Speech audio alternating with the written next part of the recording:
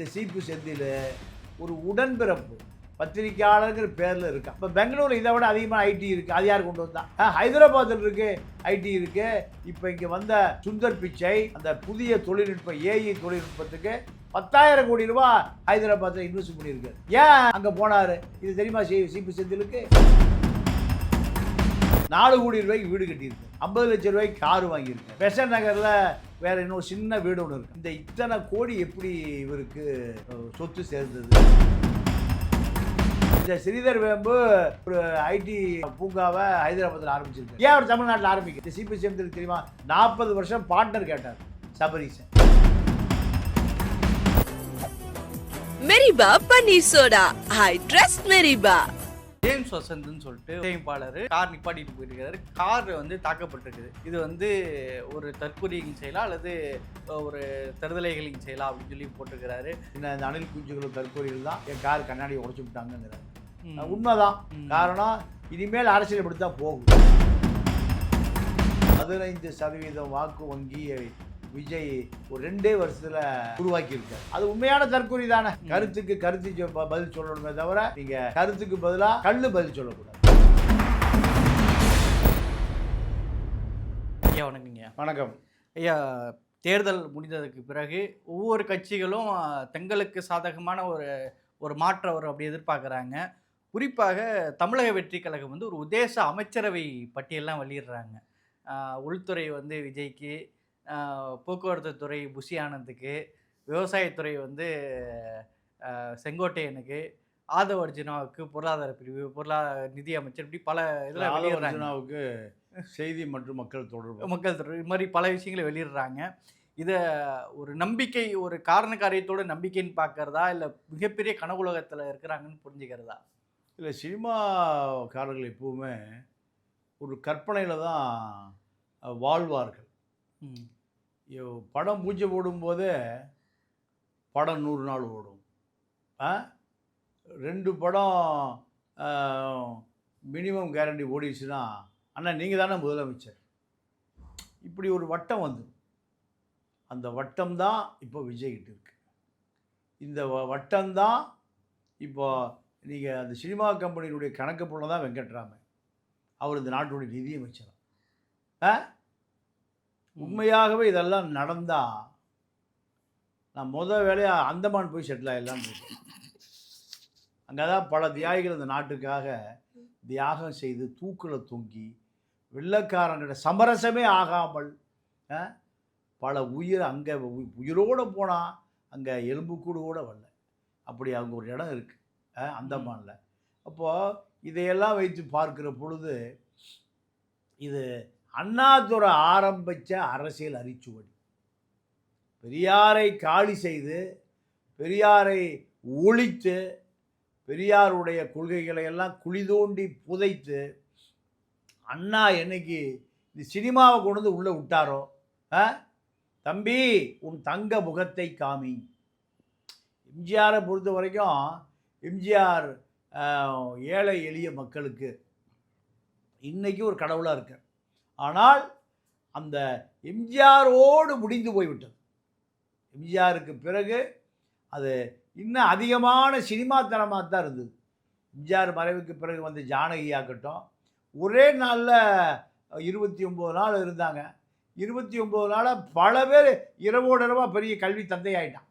இன்றைக்கி இருக்கிற ஜெகத் ரட்சகன், ஏசி சண்முகம், முனிரத்னம், இப்படி எடுத்திங்கன்னா சட்டவிரோத பல்கலைக்கழகங்கள் ஜானகி முதலமைச்சராக இருக்கும்போது தான் போடப்பட்ட கையெழுத்து. அதற்கு பிறகு ஓட்டுக்கு பணம் கொடுப்பது என்பது ஜெயலலிதா தான் ஆரம்பித்து வைத்தார். 200 ரூபா கொடுக்க சொன்னார்.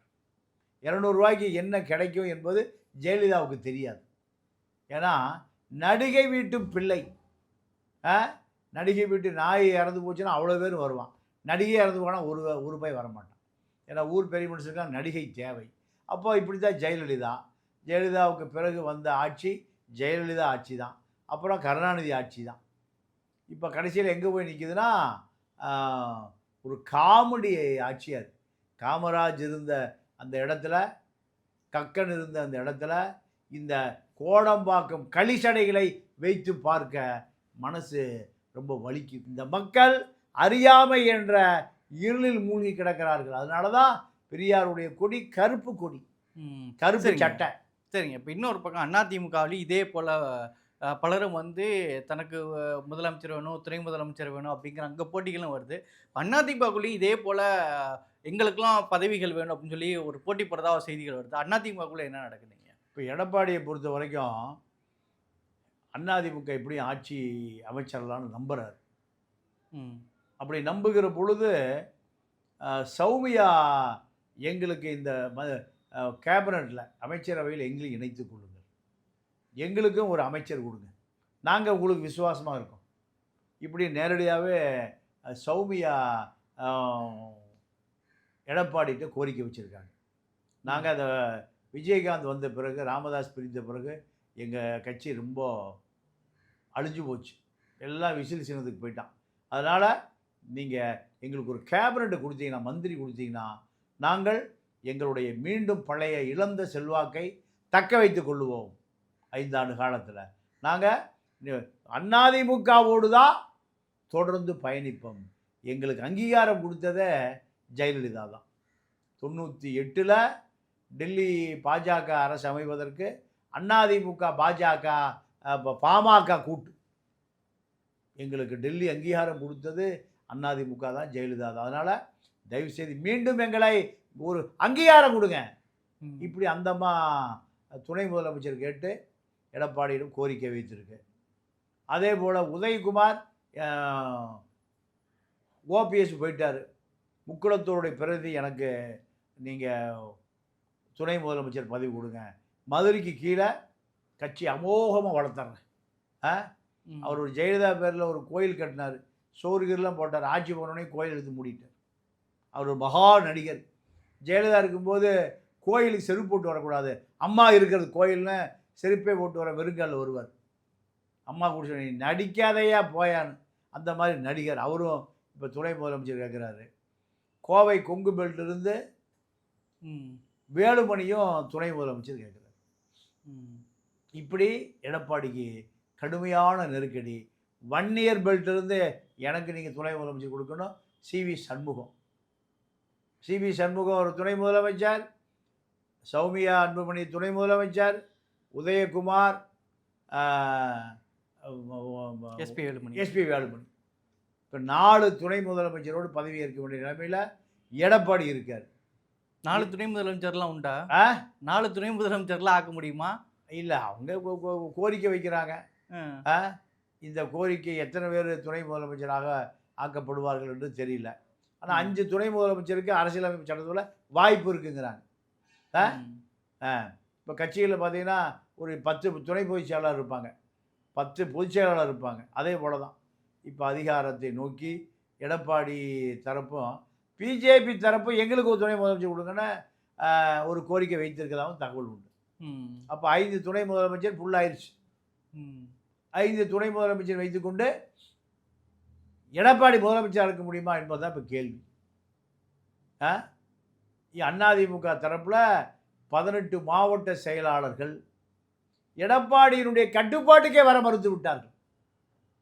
நான் கொடுக்குற லிஸ்ட்டை நீங்கள் அறிவிக்கணும், அப்படி அறிவிக்கலை நீங்கள் வேறு ஆளை பார்த்தீங்கன்னா எங்களுக்கும் வேறு ஆளை போட்டுங்க, நாங்களும் இல்லை, கட்சி உடைஞ்சிடணும். தேர்தல் நேரத்தில் எடப்பாடி மிக பொறுமையாக பொறுத்து போனார். இதெல்லாம் அதிமுகவுக்குள்ளே குழப்பம் இருக்குது. இது 4ஆம் தேதிக்கு பிறகு தான் ஒரு முடிவு வரும்.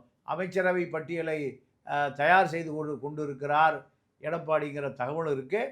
இதுக்கு நடுவில் ஆட்சி அமைந்தால் 2.5 வருஷம் அதிமுக, 2.5 வருஷம் பாஜக, இப்படி ஒரு டிமாண்டை டெல்லியிலேருந்து வச்சுருக்காங்களாம். அமித்ஷா சொல்லியிருக்காராம். என்டிஏ கூட்டணின்னு சொன்னதுக்கு அர்த்தம் இப்போ தான் புரியுது. என்டிஏ தான் ஆட்சி அமைக்கும், என்டிஏ தான் ஆட்சி, எடப்பாடி ஆட்சி அமைப்பான்னு சொல்லவே இல்லை அமித்ஷா ஒரு நாள் பிரச்சாரத்துக்கு வரல. ஏடிஎம்கே என்டிஏ கூட்டணிக்கான பிரச்சாரத்துக்கு கடைசியில் மயிலாப்பூர் வந்தார். ஓஹோ, தமிழிசைக்கே வந்திருக்கு. ஆமாம். அப்போ இப்படியான ஒரு குழப்பம் இருக்குது.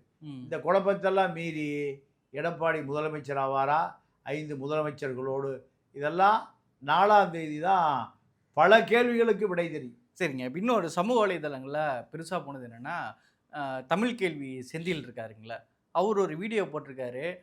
சென்னையில் இருக்க ஐடி ஊழியர்கள் எல்லோருமே விஜய்க்கு ஓட்டு போட்டிருக்கிறாங்க. நீங்கள் போட்டிருக்கீங்களா, நீங்கள் சாப்பிட்றீங்களா சோறு, இது போட்டது கலைஞர், இதை போட்டது திமுக அப்படின்னு சொல்லி ஒரு ஆதங்கமாக வீடியோ போடுறாரு.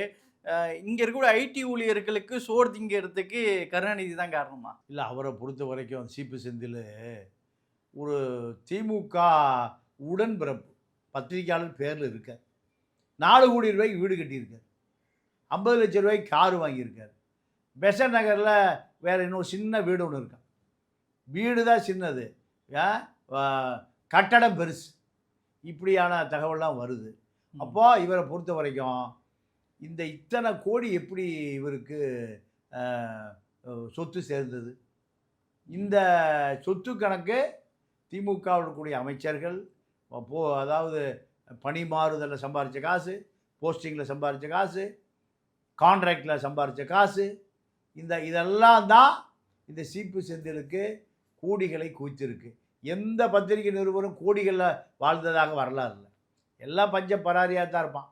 வாங்குகிற சம்பளத்தை வீட்டுக்கே போய் சேராது. ஆனால் இந்த சீப்பு செந்தில் ஒரு உடன்பிறப்பு பத்திரிகையாளர்கள் பேரில் இருக்கான். என்னன்னா, அரசியல் பயங்கர கரப்டட் ஆகிப்போச்சு. அதிகாரிகள் கரப்டட் ஆகிட்டான். அரசியல்வாதிகளுக்கு வாங்கி கொடுக்குற புரோக்கராக மாறிட்டான் ஐஏஎஸ் ஐபிஎஸ் பூரா. இப்போ அடுத்து குட்டிச்சவராக போனது இந்த ஊடகத்துறை, பத்திரிகை துறையை பொறுத்த வரைக்கும்.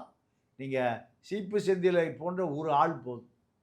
இந்த சீப்பு செந்திலை பொறுத்த வரைக்கும் அதாவது திமுகவினுடைய உறுப்பினர் அட்டை வைத்துள்ள ஒரு நபர். இந்த நபர் எப்படி பத்திரிகையாளராக இருக்க முடியும்? நீங்கள் இப்போ கலைஞர் டிவி எடிட்டராக இருக்கக்கூடிய திருமாவேளை ஏவா வேலு மூலம் திமுகக்குள்ளே வந்தார். திமுகக்குள்ளே வந்து திமுகவை எப்படி கட்டுப்படுத்துறது? பத்திரிக்கையாளர் மூளை கிரிமினல் மூளை. அவ்வளவு நீங்கள் அவன் கிரிமினலாக மாறிட்டான்னா அவனை விட கிரிமினல் யாருமே இருக்க மாட்டான். ஏன்?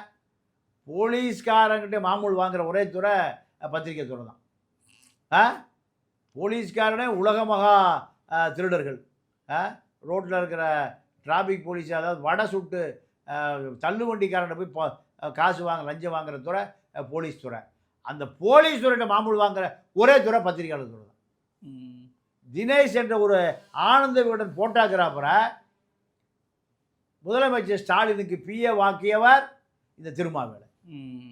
அப்போ தினேஷ் தான் 35 மந்திரிகளுக்குமான தொடர்பாளர். இந்த இடத்தை உட்கார வைத்தது இந்த தினேஷை ஸ்டாலின் பிஏவா யார்? கலைஞர் டிவி திருமாவேளை. அப்போ நீங்கள் சீப்பு செந்திலுடைய தகுதியை பார்த்துக்கலாம். இவர் சின்ன திருமாவேளை, அவர் பெரிய திருமாவேளை. அப்போ இந்த பத்திரிகையாளர்கள் பூரா அரசியல்வாதியாக மாறி. இந்த ஐடி ஊழியர்கள் திமுக ஓட்டு போட கடமைப்பட்டவங்களா?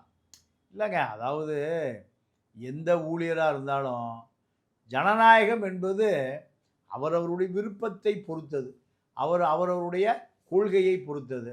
நீங்கள் தமிழ்நாட்டில் பீகாரில் கிடையாது ஐடி, ஒரிசாவில் கிடையாது. தமிழ்நாட்டில் கொண்டு வந்தது கருணாநிதி தான் கொண்டு வந்தார் என்பது அவருடைய வாதம். அவருடைய இப்போ பெங்களூரில் இதை விட அதிகமாக ஐடி இருக்குது. அது யார் கொண்டு வந்தா? ஹைதராபாத்தில் இருக்குது ஐடி இருக்குது. இப்போ இங்கே வந்த சுந்தர் பிச்சை அந்த புதிய தொழில்நுட்ப ஏஐ தொழில்நுட்பத்துக்கு 10,000 கோடி ரூபா ஹைதராபாத்தில் இன்வெஸ்ட் பண்ணியிருக்கார்.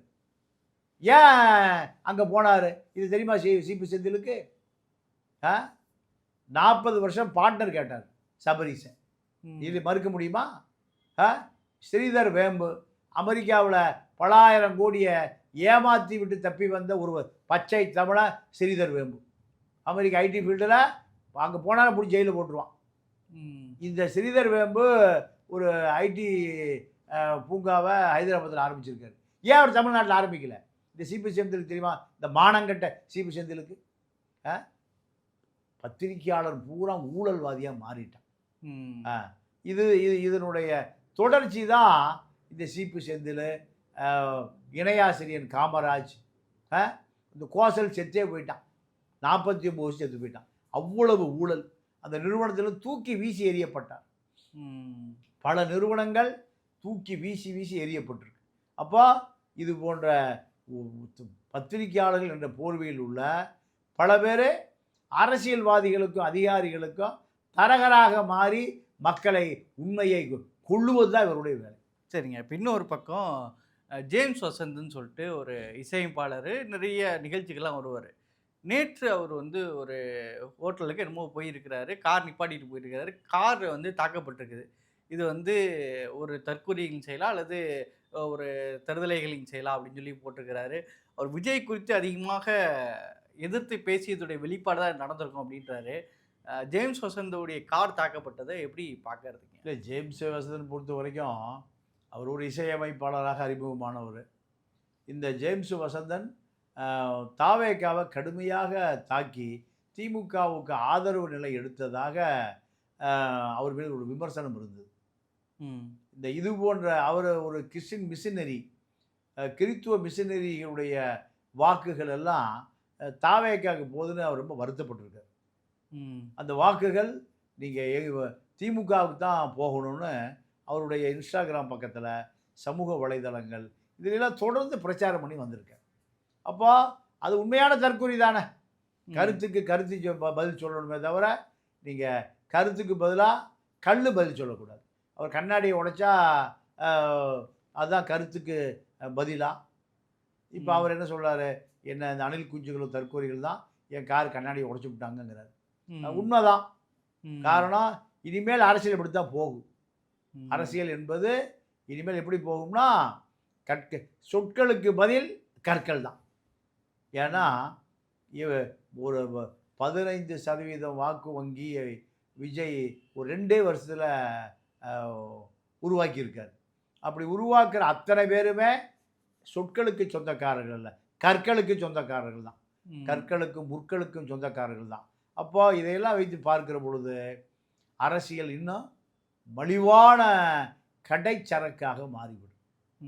எந்த வகையான கொள்கை, கோட்பாடு, லட்சியங்கள், சித்தாந்தங்கள், தத்துவங்கள், புத்தகங்கள் அப்படிலாம் எதுவும் இருக்காது. இனிமேல் இது போன்ற தாக்குதல்களை எதிர்பார்த்து காத்திருக்க வேண்டிய ஒரு நிலை தமிழ்நாட்டுக்கு தள்ளிவிடப்பட்டிருக்கு. சரிங்க. நிகழ்ச்சியில் பங்கேற்று கருத்துக்கு நிறுத்த நன்றி. நன்றி, வணக்கம். Meriba Paneer Soda. I trust Meriba.